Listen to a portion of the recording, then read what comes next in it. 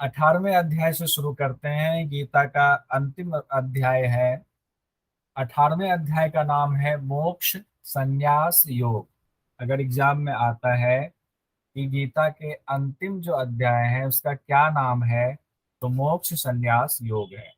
इस अध्याय में भगवान ने अर्जुन को त्याग और फिर संन्यास के बारे में बताया है कि कैसे त्याग करना है, त्याग का स्वरूप क्या होता है, सात्विक राजसिक तामसिक में कैसे बांटा जाता है, और जब ये पूर्ण होता है तो कैसे वो संन्यास हो जाता है।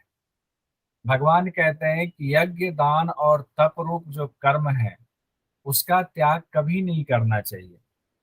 यानी कि त्याग कर्मों का नहीं बताया गया है, यज्ञ का नहीं बताया गया, दान का नहीं बताया गया है।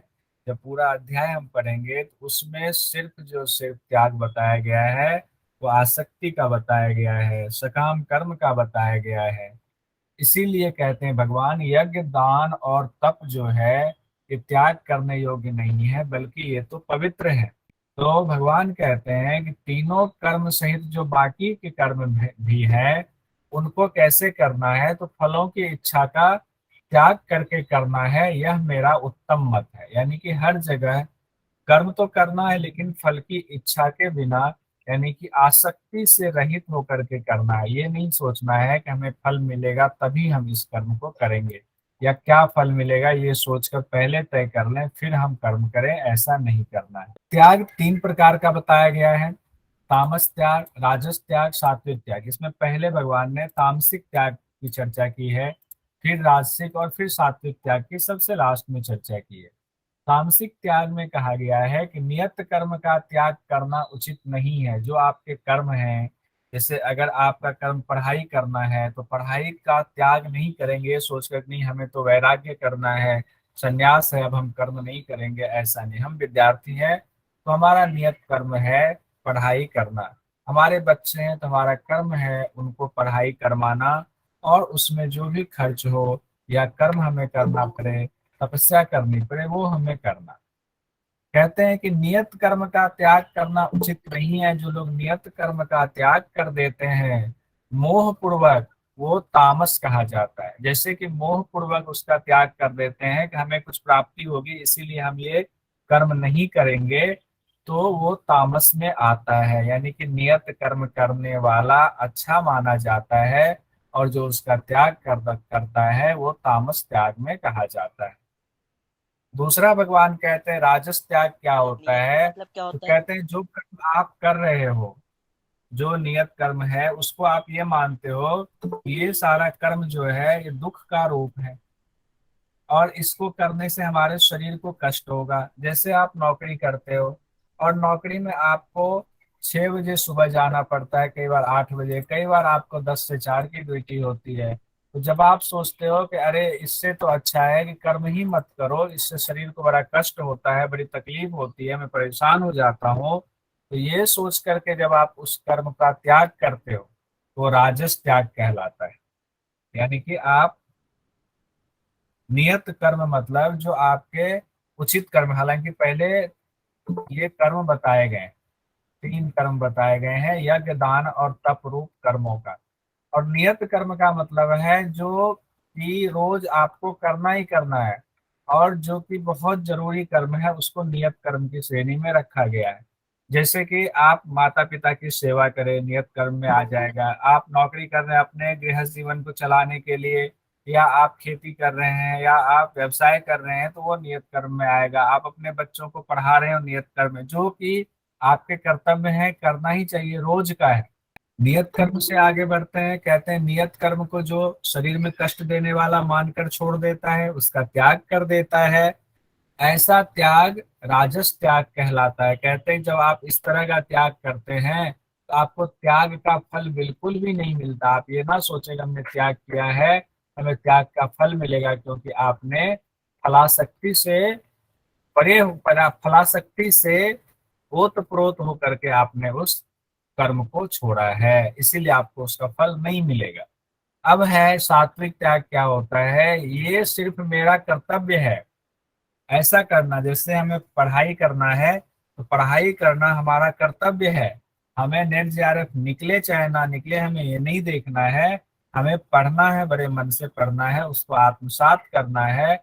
जब हम इस भाव से पढ़ाई करते हैं, और जब कोई गृहस्थ आदमी ने हमारे अपने परिवार को चलाना है, अपने बच्चों को पढ़ाना है, हमें इसमें नहीं देखना है कि बच्चा अच्छा होगा या नहीं होगा, वो आईएएस बनेगा या नहीं बनेगा, हमें इससे कोई मतलब नहीं। बस हमें अपना कर्म पूरी ईमानदारी से करना है, भगवान को समर्पित करके, बिना फल की इच्छा किए हुए, बिना आसक्ति के साथ।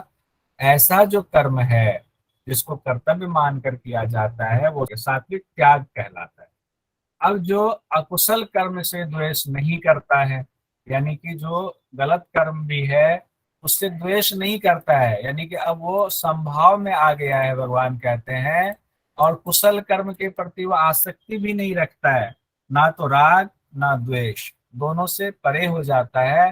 कहते हैं वह बुद्धिमान है, यानी कि वह अपने स्वरूप में, यानी आत्म स्वरूप, अपने स्वरूप मतलब यहाँ से तात्पर्य है वो आत्म स्वरूप में स्थित हो गया है। इसीलिए वो ना बुरी चीजों के प्रति द्वेष करता है, ना अच्छी चीजों के प्रति उसकी आसक्ति होती है। कहते हैं कि देहधारी के लिए संपूर्ण कर्मों का त्याग करना संभव नहीं है। जितने हम लोग देहधारी हैं, चाहे कुत्ते बिल्ली हैं, चाहे मनुष्य है, जिनको कि भगवान ने शरीर दिया हुआ है, उनके लिए सभी कर्मों का त्याग करना संभव है ही नहीं, क्योंकि शरीर के भी कुछ कर्म होते हैं। उस कर्म को आप त्याग उसका नहीं कर सकते। भोजन, आपको भूख लगेगी, खाना खाना पड़ेगा, वो भी कर्म है। आपको मल त्याग करना पड़ेगा, वो भी कर्म है। आपको स्नान आदि करना पड़ेगा, वो भी कर्म है। तो संपूर्ण कर्मों का त्याग कोई भी देहधारी नहीं कर सकता है। इसीलिए त्यागी वो है जो कर्म फल का त्याग करता है, त्यागी वो नहीं है जो कर्मों का त्याग करता है। इसीलिए कर्म फल का त्याग करना त्यागी है, कर्मों का त्याग करना त्यागी नहीं है। पुंडिक जी बताएं, कुछ पूछते हैं। सर उसमें अकुशल कर्म से द्वेष नहीं करता है, कुशल में द्वेष नहीं होगा ना सर, क्या इसमें थोड़ा स्पष्ट करिए। नहीं, अकुशल कर्म से द्वेष नहीं करता है। अकुशल से तात्पर्य है कि जो खराब कर्म है।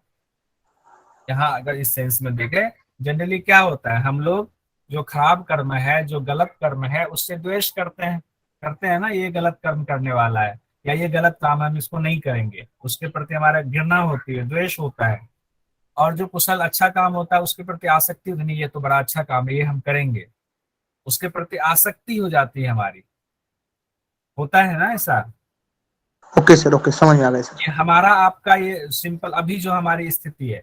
लेकिन जब हम आत्म स्वरूप में स्थित हो जाते हैं तो हम ना खराब कर्म के प्रति द्वेष करते हैं, ना अच्छे कर्म के प्रति हमारी आसक्ति होती है। क्योंकि हम ये मानते हैं जो ये कर्म जो वगैरह चलेगा, ये प्रकृति का कार्य है, और हम तो सतरज तम से परे हैं, आत्म स्वरूप में हैं। हमें बस कर्तव्य है, कर्म करना हमारा कर्तव्य, हम करेंगे। उसके बाद 18वें अध्याय में ही 14वां श्लोक में करते हैं, और इससे संबंधित एक सवाल आया हुआ है, बड़ा इंपॉर्टेंट है, बस एक लाइन का सवाल आया था, इसको ध्यान रखें। कहा गया सर्व कर्म सिद्धि के 5 कारण बताएं। जितने भी आप कर्म करते हैं उसके 5 कारण है, 5 कारणों की वजह से, 5 हेतु की वजह से आप सारे कर्म करते हैं, सारे कर्मों की आपकी सिद्धि होती है। तो पहले क्वेश्चन देख लीजिए, फिर इसमें आएंगे। क्वेश्चन में आया था यूजीसी नेट में कि भगवत गीता के अनुसार सर्व कर्म सिद्धि के कितने कारणों का उल्लेख किया गया है। ये 18वें अध्याय में है, 5 कारणों का उल्लेख किया गया है सर्व कर्म सिद्धि के लिए। अब वो कौन कौन से हैं और क्यों हैं, उसको एक बार हम लोग देख लेते हैं। इसको 5 अभी याद रखें, यानी सभी कर्म जो है वो 5 कारण की वजह से सिद्ध होते हैं। पहला अधिष्ठान, तो हम किससे करेंगे कर्म, शरीर से कर्म करना है, तो एक आधार चाहिए उसके लिए। तो आधार हमारा बनता है, ये शरीर हमारा आधार बना। अब शरीर तो आधार बन गया, लेकिन कोई तो संचालित कर रहा है उसको। तो उसमें क्या है, कर्ता। कर्ता मतलब जो पुरुष है, जो आत्मा है, उसने अपने आप को अविवेक की वजह से, अबुद्धि की वजह से, उसने अपने आप को सतरज तम से जोड़ लिया। सतरज तम ने उसको मोहित कर लिया, उसको लोभ दिया, उसको सुख दिया, उससे उसको बांध लिया। तो पुरुष ने सोच लिया क्या, कि मैं ही शरीर हूँ, ये शरीर मेरा है। तो सबके शरीर उसका है नहीं, उसने ये सोच लिया ये शरीर मेरा है। तो अविवेकी जो पुरुष है, जो आत्मा है, जिसको विवेक अभी पर्दा पड़ गया विवेक पर, उसने उस शरीर को अपना समझ लिया है, तो वो पुरुष यहाँ कर्ता बन गया। ये सबके साथ है, हमारे साथ, आपके साथ, सबके साथ है। तो सबका ये मिश्रित रूप है। देखिए 5 कारण कैसे हैं। उसके बाद करण है, 13 करण बताए गए। 13 करण में कौन सा है? एक है बहिकरण, दूसरा है अंतःकरण।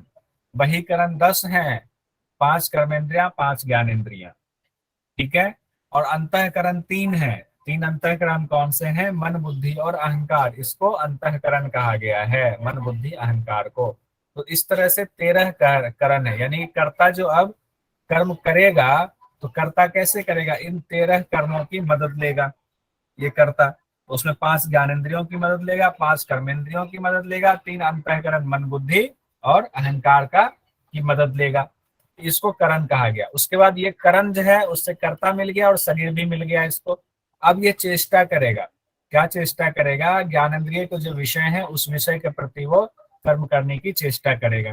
जो कर्मेंद्रिय है उस कर्मेंद्रिय के जो विषय है उसका जो स्वभाव है उस स्वभाव से वो कर्म करना शुरू करेगा। चेष्टा मतलब कोशिश शुरू कर देगा। सभी 13 करण अपनी अपनी चेष्टा करने लगता है, और जब ये चेष्टा करने लगता है तब जाकर के कर्म होना शुरू होता है, तब किसी कर्म की सिद्धि होनी शुरू होती है।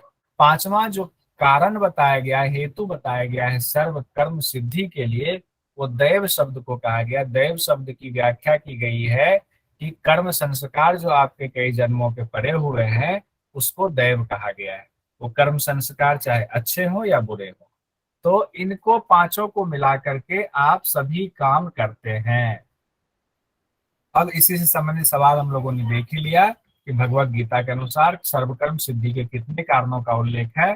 तो 5 कारणों का उल्लेख है। अब इसके बाद भगवान एक एक करके ज्ञान का, कर्म का, सुख का, सबका बताते हैं कि 3 3 तरीके से सात्विक, राजसिक, तामसिक कैसे है। कहते हैं कि ज्ञान भी 3 तरीके का होता है। यानी ऐसा नहीं कि ज्ञान जो है, बहुत सारे लोग देखते हैं बड़े ज्ञानी होते हैं, कहते हैं बहुत बड़े ब्राह्मण हैं, बहुत बड़े पंडित हैं, लेकिन उनके अंदर अहंकार भरा रहता है, तामस भरा रहता है। वो अहंकार के भाव से इतने ओतप्रोत होते हैं कि वो आपको बड़ा दुख होता है उनसे मिलकर। कहते हैं ये कैसे ज्ञानी है कि इतना अहंकार इनके पास भरा, ज्ञान इन्होंने क्यों नहीं आत्मसात किया। अब त्रिविध ज्ञान की चर्चा हो रही थी कि जो सभी प्राणियों में एक अविनाशी भाव यानी आत्मा को देखना ही सात्विक है। यानी कि अगर हम देखते हैं जितने प्राणी हैं, चाहे वो पशु हैं, चाहे स्थावर है या जंगम है, एक लाइन में अगर कह दे तो स्थावर हो या जंगम हो, जब सब में हम ये देखते हैं कि सभी उसी पर ब्रह्म के अंश हैं, वहीं से निकले हुए हैं। जब हम इस तत्व को, यहाँ सांख्य की बात भी हो रही है, तो उस तत्व को जब हम जान लेते हैं, उसी भाव में रहते हैं कि नहीं ये तो सारा कुछ परमात्मा पर ब्रह्म से निकला हुआ है, और पर ब्रह्म ने कहा है कि प्रकृति माता है और उसमें बीज स्थापित करने वाला मैं पिता हूँ, और सब उन्हीं की संतान है। जब ऐसा भाव हम देखने लगते हैं तो ये सात्विक ज्ञान की श्रेणी में आता है, ये वाला भाव। राजसिक वाला कौन सा होता है ज्ञान? राजसिक में कहा गया है कि जब हम ये देखते हैं सभी प्राणियों में अलग अलग भाव देख लेते हैं, नहीं ये तो कुत्ता है, कुत्ते के साथ हमारा व्यवहार अलग होगा, अरे ये तो बड़ी नीच श्रेणी का है, और ये नहीं ये तो बड़ा उच्च श्रेणी का है।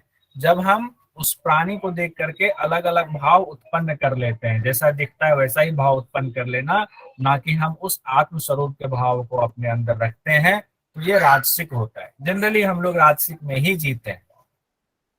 अब तामसिक में कहते हैं कि जो एक ही शरीर में आसक्त रहता है, कहते हैं मैं ही सब कुछ हूं, मेरे अलावे और कुछ नहीं है।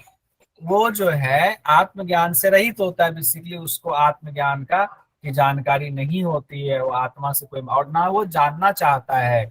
उसका स्वभाव तुच्छ प्रकृति का होता है, उसका ज्ञान भी तुच्छ होता है। तो भगवान कहते हैं कि ऐसे लोग जो है तामसिक ज्ञान वाले होते हैं। अब आगे बढ़ते हैं। इसी में त्रिविध कर्म की चर्चा हुई है। कर्म भी हमारा 3 तरीके का होता है, सात्विक कर्म, राजसिक कर्म और तामसिक कर्म। हम लोग हमेशा करते हैं, कर्म के बिना नहीं रह सकते। अभी भगवान ने कहा है कि हम जितने भी देहधारी हैं बिना कर्म किए हुए नहीं रह सकते। सभी कर्मों का त्याग नहीं, हाँ कुछ एक कर्मों का त्याग कर सकते हैं, लेकिन सभी कर्मों का त्याग हम नहीं कर सकते। अगर मान लीजिए कुछ एक क्यों छोड़ना, हम जनरली कर्म करते हैं तो कैसे करते हैं? सात्विक करते हैं, राजसिक करते हैं, तामसिक करते हैं। कहते हैं अगर जो कर्म हम अभिमान से रहित होकर करते हैं, हमारे अंदर कोई अभिमान नहीं है कि मैं पढ़ा रहा हूँ मेरे अंदर बड़ा अभिमान आ जाए कि मैं तो बड़ा फ्री में पढ़ा रहा हूँ, बड़ा पुण्य का कार्य कर रहा हूँ, ये अभिमान अगर मेरे अंदर आ गया तो सात्विक कर्म की श्रेणी में नहीं होगा। तो जो कर्म जो है अभिमान से रही, तो उसमें अभिमान का लेस मात्र भी कहीं कोई उसमें ना रहे, उसका उसकी छाया भी ना रहे, फल की इच्छा भी ना रहे, और बिना राग द्वेष के, ना कोई गुस्सा आए, ना किसी के प्रति स्नेह ज्यादा हो जाए, ना किसी से द्वेष ज्यादा हो जाए, तब ऐसा होगा, तब वो कर्म सात्विक कर्म होगा। सिर्फ एक चीज से नहीं कि अभिमान नहीं है और फल की इच्छा है तो भी सात्विक कर्म में नहीं आएगा। इतनी सारी चीजें हो तो जो कर्म हम करेंगे तब वो सात्विक कर्म होगा। तो हम जितने लोग अभी मौजूद हैं अपना अपना आकलन कर लें कि हमारा कर्म सात्विक है या नहीं है। बहरहाल आगे बढ़ते हैं, अब राजसिक कर्म में देखते हैं अपना, इसी में अवलोकन भी हो जाएगा, अपना आकलन भी हो जाएगा हमारा। कहते हैं जो कर्म भोगों की इच्छा से किया जाता है कि हम ये कर्म करेंगे तो हमें ये वाले फल की प्राप्ति हो जाएगी और फिर हम उस फल को भोगेंगे, अहंकार का भाव आ जाए अगर, और परिश्रम पूर्वक किया जाए, और इन चीजों के लिए, किसके लिए, कर्म को भोगने के लिए आसक्ति से ओतप्रोत होकर के हम परिश्रम करते हैं, तो वो किस में आ जाएगा, राजस कर्म में आ जाएगा। ज्यादातर हम लोग राजस कर्म के प्रति ही रहते हैं, उसमें ओतप्रोत रहते हैं। अब हो सकता है आप में से बहुत सारे लोग सात्विक कर्म वाले भी होंगे, लेकिन ऐसा मेरा मानना, मुझे ऐसा लगता है कि ज्यादातर हम लोग राजसिक कार्य में ही, कर्म में ही लगे रहते हैं। तामसिक कर्म कहते हैं जो कार्य मोह पूर्वक किया जाता है, जिसमें मोह ही मोह होता है कि हर चीज, मतलब मोह बहुत ज्यादा बढ़ जाता है। हम लोगों ने शुरुआत में भी जब कल बात हो रही थी उसमें आया था, लोभ हो तो कौन सा होगा, लोभ किससे उत्पन्न हुआ है माना जाएगा, राजसिक। राजसिक, और मोह तामसिक। तामसिक। तो ये आ जाएगा कि मोह किसमें, तामसिक है, तो मोह पूर्वक जो कार्य किया जाता है वो तामसिक कर्म की श्रेणी में आता है। अब त्रिविध कर्ता की भी बात आ रही है। अब भगवान कहते हैं कि त्रिविध कर्ता, तीन तरह का कर्ता भी होता है, सात्विक कर्ता, राजसिक कर्ता और तामसिक कर्ता। कहते हैं कि जो राग रहित होकर के, देखिए हर जगह वो चीजें हैं, राग द्वेष वाला खत्म हो जाए, राग रहित होकर हो, अभिमान ना करता हो, धैर्य पूर्वक सिद्धि असिद्धि में निर्विकार हो। ये सिद्धि मिली तो भी हम बहुत ज्यादा खुश नहीं हो जाएंगे, असिद्धि मिली तो भी कोई बात नहीं, दोनों में सम स्थिति बना हुआ है, निर्विकार है, तो वह कर्ता सात्विक है। राजसिक कर्ता कौन सा है, जो राग करता है कि कोई फल हमें मिले और उसमें हमारी आसक्ति हो जाती है, कर्म की, कर्म फल की इच्छा करता है, लोभ जाग जाता है। देखिए लोभ फिर से आया है, तो लोभ राजसिक का है। हिंसात्मक स्वभाव वाला हो जाता है, हर्ष और शोक से युक्त होते हैं, कोई खुशी मिली तो बहुत खुश हो जाते हैं, और कोई दुख हुआ, घर में कोई आपदा विपदा आ गए तो हम शोक से युक्त हो जाते हैं, तो हम लोग राजसिक कर्ता के रूप में जाने जाते हैं। उसके बाद है तामसिक। तामसिक वाला तो हमेशा ऐंठ में, अकर में रहता है, वो जिद्दी होता है, जो आपके ऊपर अगर उपकार करता है, कभी आपका उपकार किया है, उसका भी अपकार करने से जो नहीं चूकता है वो तामसिक कर्ता कहलाता है। आलसी होता है, वो हमेशा शोक विषाद में डूबा होता है, वो तामसिक कर्ता कहलाता है। अब त्रिविध कर्ता के बाद त्रिविध बुद्धि की भी बात आई है। एक एक चीज देखिए, मुझे लगता है इसको समझना सबसे आसान है, क्योंकि सब में तकरीबन तकरीबन एक ही तरह की बात कही गई है, लेकिन सबके भेद बता दिए हैं भगवान ने। कहते हैं जो बुद्धि, आपकी जो बुद्धि है, अगर वो जान ले कि कहाँ हमें किससे बात करनी है, किससे नहीं करनी है, किस माहौल में किस तरह की बात करनी है, किस तरह की बात नहीं करनी, यानी किस में प्रवृत्ति हमारी होनी चाहिए और किस बात से हमारी निवृत्ति होनी चाहिए, किस कर्म में हमारी प्रवृत्ति होनी चाहिए, किस कर्म से हमारी निवृत्ति होनी चाहिए, नहीं करनी चाहिए, हमारा क्या कर्तव्य है और हमारा क्या कर्तव्य नहीं है। जो बुद्धि इन चीजों को जानती है, जो बुद्धि ये जानती है कि भय क्या है, अभय क्या है, वही बुद्धि सात्विक बुद्धि कहलाती है। जो बंधन और मोक्ष को भी जानती है कि ये चीज हमें बंधन में डालने वाली है, ये मोक्ष देने वाली है, जब इसको हम जानते हैं जिस बुद्धि के द्वारा, उस बुद्धि को हम सात्विक बुद्धि कहते हैं। अब कहा गया राजसिक बुद्धि क्या होगा, जिस बुद्धि के द्वारा हम धर्म अधर्म को, कर्तव्य अकर्तव्य को ठीक तरह से नहीं जानते हैं, वो बुद्धि हमारी राजसिक बुद्धि। यहाँ पर क्या होता है कि हमें पता होता है कई बार कि कि इस आदमी के साथ हमें थोड़ा सा बुरा नहीं करना चाहिए। और लेकिन हम सोचते हैं कि अरे पता नहीं इसने हमारे साथ ऐसा किया था, चलो नहीं हम बदला ले लेंगे, या हमें ऐसा करने से हमें बड़ा जो है फायदा हो जाएगा। तो हम डिसाइड नहीं कर पाते हैं कि धर्म क्या है अधर्म क्या है। उसके पेंडुलम की तरह झूलते हैं, कभी धर्म की तरफ कभी अधर्म की तरफ। हम दृढ़ नहीं हो पाते। सात्विक वाला दृढ़ होता है, उसको पता है धर्म क्या है अधर्म क्या है। और राजसिक वाला कई बार अधर्म को धर्म समझ लेता है, कई बार समझ लेता है, हमेशा नहीं, ध्यान रखिएगा। कई बार कर्तव्य और अकर्तव्य में वो भेद नहीं कर पाता है। तो ऐसी जिसकी बुद्धि है वो राजसिक बुद्धि वाले होते हैं। हम लोगों से अक्सर ऐसी गलतियां हो जाती है। और जो तामसिक बुद्धि वाले होते हैं वो तो बिल्कुल उल्टा ही होता है।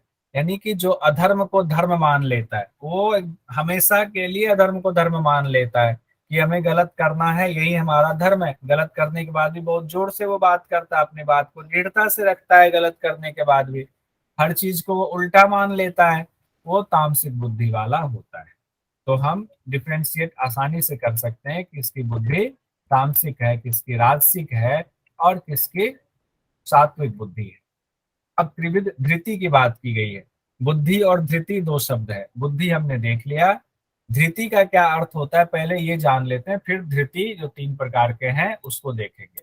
धृति का अर्थ होता है कि हमारे अंदर जो भी मान्यता है, अच्छा या बुरा, जो सिद्धांत हमारे हैं, जो हमारा लक्ष्य है, हमारे अंदर जो भाव है, हम जो क्रिया करने जा रहे हैं, हमारी जो चित्त की वृत्तियां हैं, हमारे जो विचार हैं आदि को जब हम दृढ़ और अटल रखने की कोशिश करते हैं, हमारे अंदर जो शक्ति होती है, आत्मबल होता है, उसको हम धृति कहते हैं। पहले तो धृति को समझना जरूरी था, इसलिए मैंने धृति को एक लाइन में, बस एक लाइन में समझाने की कोशिश की है। अब हम त्रिविध धृति देखते हैं। कहते हैं समता से युक्त होकर।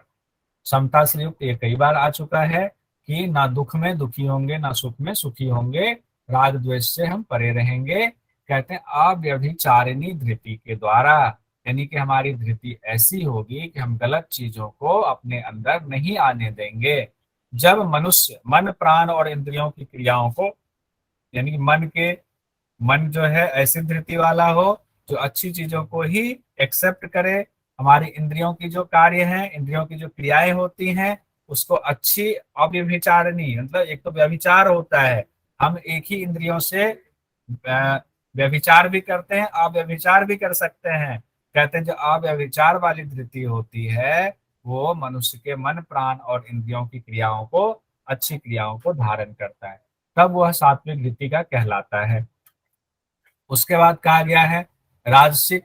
राजसिक में क्या होगा, कहते हैं कि फल की इच्छा रखने वाले मनुष्य, यानी हम लोग जो फल की इच्छा रखते हैं उसके हिसाब से धृति के द्वारा धर्म काम और धन को आसक्ति पूर्वक धारण करते हैं। हमारे पास धर्म भी होना चाहिए, उसके लिए हम पूजा पाठ करेंगे। हमारे पास कामना भी होनी चाहिए और धन भी हम कमाना चाहिए हमें, तो उसके हिसाब से हम अपनी धृति के को मन में मजबूत करते हुए कर्म करते रहते हैं।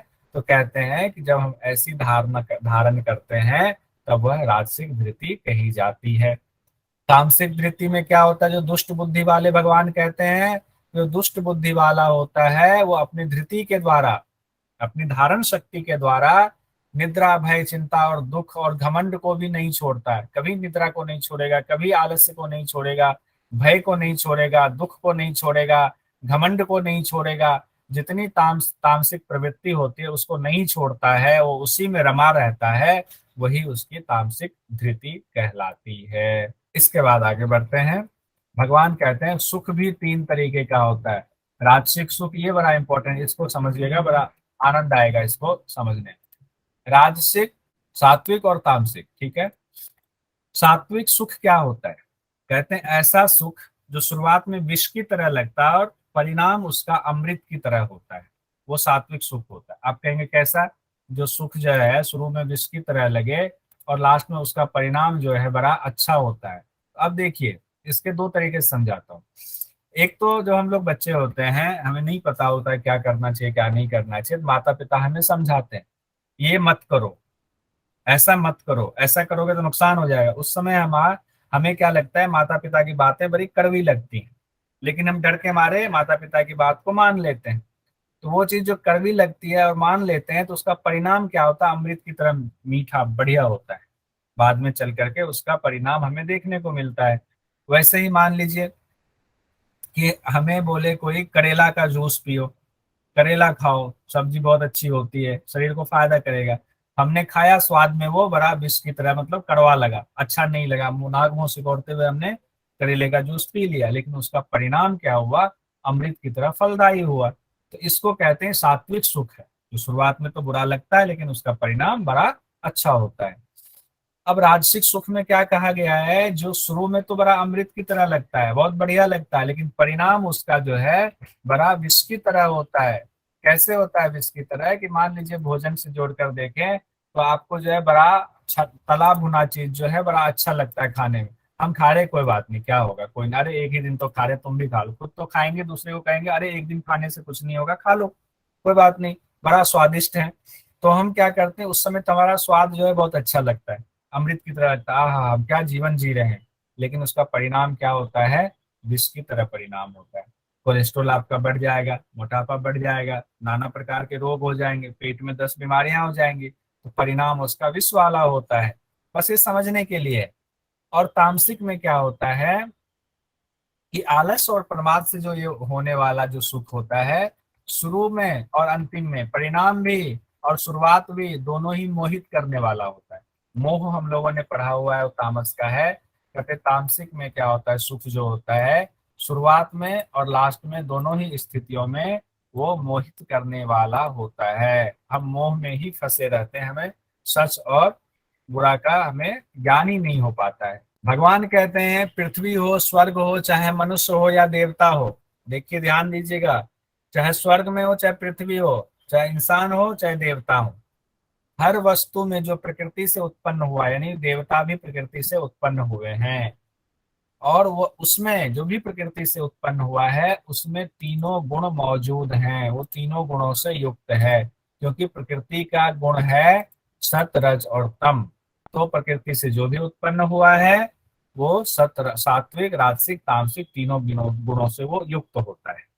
ये ऐसा ना सोचे कि देवता जो है उसमें सिर्फ सत्व ही सत्व भरा हुआ है, राजसिक और तामसिक प्रवृत्ति होती ही नहीं है, ऐसा नहीं है।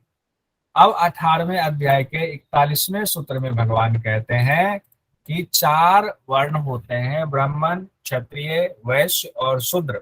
अब मुझे नहीं पता, मेरा व्यक्तिगत मत है कि हो सकता है गीता में इसको बाद में जोड़ा गया हो, इसीलिए इसी 2-3 चीजों को लेकर के अक्सर विवाद होता रहता है। बहुत सारे लोग कहते हैं कि नहीं ये ठीक नहीं है, गीता सही नहीं है। लेकिन अगर इसकी व्याख्या की जाए तो बड़ा सात्विक इसमें बुद्धि सामने आती है।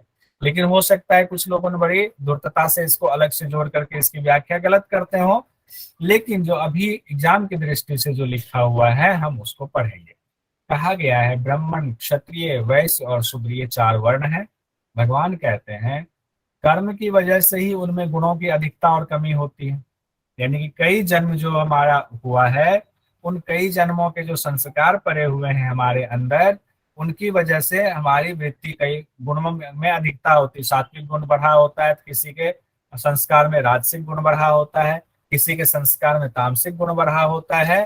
कहते हैं उन्हीं गुणों की वजह से वो विभक्त किए गए हैं। किसमें विभक्त किए गए हैं? गुणों की वजह से ब्राह्मण, क्षत्रिय, वैश्य और शूद्र में विभक्त किए गए हैं, सात्विक, राजसिक और तामसिक गुणों की वजह से। अब कहते हैं भगवान इसी में, इसमें ध्यान रखिएगा कहीं भी जाति शब्द का इस्तेमाल नहीं किया गया है कि कोई कौन सी जाति में पैदा होगा तभी होगा। कहते हैं कि ब्राह्मण का कर्म क्या है, उसका स्वभाव कैसा होना चाहिए? वो मन का निग्रह करना चाहिए, उसको इंद्रियों को वश में करना चाहिए। ये नहीं कि जो ब्राह्मण जाति में पैदा हो गया वही ब्राह्मण होगा, भले उसने इंद्रियों को वश में ना किया हो। नहीं, इन्होंने इंद्रियों को वश में कर लिया हो, जो धर्म के लिए कष्ट सहता हो, और बाहर भीतर की जिनकी शुद्धि हो। बाहर की शुद्धि तो सिर्फ बहुत अच्छा धोती कुर्ता आपने पहन लिया और चानन टीका लगा लिया, इससे तो बाहर की शुद्धि हो गई, बहुत अच्छी बात है। लेकिन भीतर आपका शुद्ध नहीं है, भीतर आप देख रहे हो कि वो तो हमसे नीच है, वो नीची जाति का है, तो भीतर की शुद्धि नहीं है आपकी, फिर आप ब्राह्मण नहीं हो सकते हैं। क्षमा का जिसके अंदर भाव हो, जिनको वेद शास्त्र का ज्ञान हो, जो आस्तिक हो, वेद शास्त्रों में पूरी तरह से उसको मानता हो, ये ब्राह्मण के स्वभाव बताए गए हैं गीता में। और इसके बाद क्षत्रियों के भी स्वभाव बताए गए हैं। कहते हैं क्षत्रियों के स्वभाव में जो शूरवीर हो, तेजस्वी हो, धैर्यवान हो, राजकाज करने में संभालने में दक्ष हो, युद्ध में कभी पीठ ना दिखाते हो, ऐसे जो है दान और शासन का भाव जिनके अंदर हो, उसका स्वभाव क्षत्रिय का स्वभाव माना जाएगा। अब आप देख लीजिए, आप किस जाति में पैदा हुए ये मायने नहीं रखता है, आपके अंदर ये स्वभाव है कि नहीं है, उसको देखना बहुत जरूरी है। अब वैश्य कहा गया है तीसरी श्रेणी में, खेती करना, गायों की रक्षा करना, व्यापार करना, ये वैश्य के स्वाभाविक कर्म हैं। अब आजकल ऐसा नहीं हो रहा, आजकल तो सब मिक्स हो गया हुआ, एक ही जाति के लोग सब अलग अलग तरह के कर्म करते हैं, तो उन कर्मों के हिसाब से उनकी श्रेणी माननी चाहिए, लेकिन ऐसा नहीं माना जाता है। शूद्र में कहा गया है सभी वर्णों की सेवा करना, शूद्र का भी स्वाभाविक कर्म है। अब इस हिसाब से देखें तो सेवा मतलब क्या, सर्विस, हम सब की सेवा कर रहे हैं, बड़े अच्छे भाव से कर रहे हैं, तो हम शूद्र हैं। शूद्र का मतलब ये नहीं होता है कि जो शूद्र की जाति में, छोटी जाति में मान लिया, हमने कह दिया ये छोटी जाति उसमें पैदा हो गया तुम शूद्र हो गए, ऐसा कैसे हो सकता है। भगवान कहते हैं जो सभी वर्णों की सेवा करता है वो शूद्र का स्वाभाविक कर्म है। इसी में भगवान कहते हैं ब्रह्म, ब्रह्म शब्द किया, ब्रह्मा शब्द नहीं कहा गया है, ध्यान रखिएगा। 18वें अध्याय के 51वें, 52वें और 53वें श्लोक में कहा गया है कि ब्रह्म प्राप्ति के आप पात्र हैं, ऐसा कब माना जाएगा। कैसे आपके अंदर की बुद्धि होनी चाहिए कि आप ब्रह्म प्राप्ति के पात्र माने जाएंगे। कहते हैं आपकी बुद्धि सात्विक होनी चाहिए। सात्विक बुद्धि का ऊपर हम लोगों ने पढ़ा हुआ है, किसको कहते हैं। कहते हैं आपके अंदर वैराग्य का भाव होना चाहिए और आप एकांत में रहते हो। एकांत में रहने से तात्पर्य ये नहीं है कि आप गृहस्थ से हट गए, मतलब एकांत से मतलब है कि आप बिना मतलब की चीजों में नहीं उलझते हैं और नियमित भोजन करते हैं। नियमित भोजन करने वाला यहाँ तात्पर्य ये है कि ना ज्यादा भोजन करते हो ना कम भोजन करते हो, परिमित यानी कि मिताहार का पालन करते हुए, इंद्रियों को वश में करके, शब्द आदि विषयों का त्याग करके। शब्द आदि विषयों के त्याग से तात्पर्य लगाया गया है हम खामखा फालतू की चीजें ना बोलते, जितना काम की जरूरत की चीजें उतना ही हम शब्दों का इस्तेमाल करते हुए, राग द्वेष को छोड़कर लगातार ध्यान योग के द्वारा, अहंकार को छोड़ते हुए बल दर्प काम क्रोध और परिग्रह से रहित होकर, ममता रहित होकर शांत रहते हैं और लगातार ध्यान योग के द्वारा उस ब्रह्म का जो है हम उनको ग्रहण करने की कोशिश में लगे रहते हैं। कहते हैं कि वही ब्रह्म प्राप्ति का पात्र हो जाता है। भगवान कहते हैं ऐसा साधक मुझे तत्वों से जानकर, जो तत्व बताए गए हैं कि यानी प्रकृति और पुरुष वाले तत्व जो बताए गए हैं, 13 करण जो बताए गए हैं, और उस उनको जानकर जो मुझ में ही प्रविष्ट हो जाता है, जो उस तत्व को जान लेता है कि आत्मा अलग है और प्रकृति अलग है। उसके बाद भगवान अर्जुन से कहते हैं तुम मोह की वजह से युद्ध नहीं करना चाहते हो, तो मोह किस में आएगा, तामसिक वृत्ति में आ गया। तो भगवान उनको कह रहे हैं तुम मोह की वजह, पहले मोह के बारे में कह दिया गया, अब मोह कह रहे हैं, तो मतलब अभी अर्जुन के ऊपर तामसिक व्यवहार छाया हुआ है, तो तुम मोह की वजह से अर्जुन युद्ध नहीं करना चाहते हो। तुम्हारे अंदर मोह आ गया कि ये हमारे गुरु हैं, ये हमारे परिजन हैं, हम इनको कैसे मारेंगे। लेकिन क्षत्रिय धर्म तुम्हारा है, तुम अपने धर्म की वजह से युद्ध में लग ही जाओगे, भले ही तुम्हारा मोह अभी है, थोड़ी देर में ही तुम्हारा जो क्षत्रिय धर्म है वो धर्म तुम्हें युद्ध में प्रवृत्त कर देगा, ऐसा भगवान कहते हैं। अब कैसे प्रवृत्त कर देगा इसके बारे में भी कहा गया है। भगवान कहते हैं कि ऐसा इसलिए होगा क्योंकि ईश्वर संपूर्ण प्राणियों के हृदय में रहते हैं, ये हम लोग सब जानते हैं, ईश्वर सभी प्राणियों में मौजूद हैं।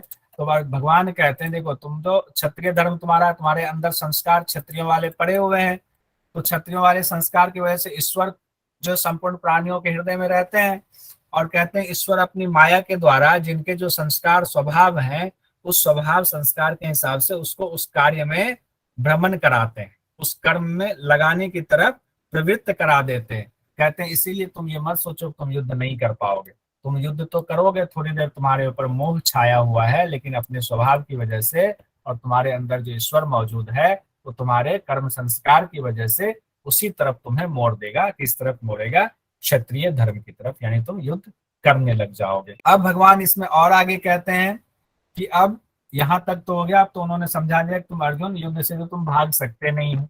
चलो मैंने तुमको ये पूरा गूढ़ ज्ञान दे दिया है। अब ये गूढ़ ज्ञान तुम्हारे द्वारा, क्योंकि पहले शुरुआत में ही कहा है भगवान ने, सबसे पहले हमने सूर्य को ज्ञान दिया था, फिर सूर्य ने अपने पुत्र वैवस्वत मनु को दिया था, वैवस्वत मनु ने इक्ष्वाकु को दिया था, इक्ष्वाकु से राजा और ऋषियों तक, फिर आम लोगों तक पहुंचा था। बाद में ये लुप्त हो गया और अब लंबे समय बाद मैं तुम्हें ये ज्ञान दे रहा हूँ, योग का ज्ञान दे रहा हूँ। तो कहते हैं योग का ज्ञान तो तुम्हें दे दिया, अब तुम्हारे द्वारा ये ज्ञान, जब तुम युद्ध को जीत लोगे, राज करोगे, तो ये ज्ञान तुम लोगों को पहुंचाओगे। तो कहते हैं कैसे लोगों को ये ज्ञान देना चाहिए वो भी सुन लो, और किसको नहीं देना चाहिए ये भी सुन लो। भगवान कहते हैं अर्जुन, जो अतपस्वी हो, जिसके अंदर तपस्या का भाव ना हो, उसको ये ज्ञान मत देना। जो अभक्त हो उसको ज्ञान मत देना गीता का, जो हमने तुम्हें ये गीता के बारे में बताया हुआ है कि आसक्ति से रहित, फलेच्छा से रहित। जो सुनना चाहता ही नहीं हो उसको जबरदस्ती भी ये ज्ञान मत देना। जो मुझ में दोष दृष्टि रखता हो उसमें उसको ये गीता का ज्ञान मत देना, ये बताया गया है। तो आपसे एग्जाम में आ सकता है कि गीता का ज्ञान किसको नहीं देना चाहिए, तो वो चीजें हम लोगों ने देख ली। किसको गीता का ज्ञान देना चाहिए, भगवान कहते हैं कि मुझ में पराभक्ति करके जो इस गूढ़ संवाद को मेरे भक्तों को कहेगा वे मुझे ही प्राप्त हो जाएगा। यानी जो उसमें भरोसा रखते हैं उनको इस गीता का ज्ञान उनको जरूर कहना। उसके जैसा मेरा प्रिय कार्य करने वाला कोई और नहीं होगा, यानी जो गीता का ज्ञान मेरे भक्तों को देगा वो मेरा बड़ा प्रिय होगा। जो इसका, उसके बाद कहते हैं जो इसका अध्ययन करेगा, जैसे हम लोग अध्ययन कर रहे हैं, अध्ययन करते करते अगर हमारे अंदर ये इच्छा सिर्फ नहीं है कि हमें सिर्फ नेट जीआरएफ के लिए करना है, हमें इसको समझना भी है कि गीता में क्या है, वो गूढ़ रहस्य क्या कहा गया है, अगर हम इस भाव से इसका अध्ययन करते हैं, तो भगवान कहते हैं कि ऐसा मानना चाहिए कि अध्ययन करने वाला हमारा ही यज्ञ कर रहा है। कौन सा यज्ञ कर रहा है? ज्ञान यज्ञ से हमें मेरी पूजा कर रहा है। तो अब हम लोग, इसका मतलब हम लोग इस वक्त भगवान की उस पर ब्रह्म की ज्ञान यज्ञ के द्वारा पूजा कर रहे हैं, और वह भगवान ज्ञान यज्ञ के द्वारा हमारे द्वारा पूजित हो रहे हैं। इसके बाद भगवान कहते हैं, देखिए बड़ा इंपॉर्टेंट लाइन है कि श्रद्धावान और दोष दृष्टि से रहित जो मनुष्य, यानी कि अगर हमारे अंदर दोष दृष्टि नहीं है, हम बड़े श्रद्धावान हैं, और तब हम अगर इस गीता के ज्ञान को सुनते हैं, तो शरीर छूटने पर जो पुण्य आत्मा के लिए जो शुभ लोक हैं, अच्छे अच्छे लोक हैं, स्वर्ग लोक वगैरह हैं, उन लोकों में ये लोग जाते हैं। जो सिर्फ सुनते हैं, और सुनते भी कैसे हैं, तो दो शब्द इस्तेमाल किया गया है, श्रद्धावान होकर और दोष दृष्टि से रहित होकर, यानी कि दोष ना निकाले किसी में भी, और उसकी बुद्धि वह सात्विक हो, श्रद्धावान हो, सात्विक होगा तभी श्रद्धावान हो, और दोष दृष्टि से रहित होगा। ऐसा नहीं कि कोई अपुण्य वाला आदमी वह सुन रहा है और जो है मनी मन बड़ा अश्रद्धा रख रहा है, और जो कहता है ये बहुत गलत चीजें कही गई है, इसमें ठीक नहीं है, कहते हैं उनके लिए ये चीज नहीं है। लेकिन जो दोनों चीजों को मानते हुए करेंगे उनको अच्छे लोगों की प्राप्ति होगी। फिर अर्जुन ने इतना जब ज्ञान, गूढ़ ज्ञान हो गया, तो अर्जुन ने कहा कि अब मेरा सारा संदेह मिट गया है प्रभु, अब मैं आपकी आज्ञा का पालन करूंगा, और मैं जो मेरे कर्म हैं, ये नियत कर्म मेरे हैं, तो मैं उस नियत कर्म के हिसाब से अपना युद्ध करूंगा। यहाँ तक हमारा गीता का कंप्लीट हो गया है।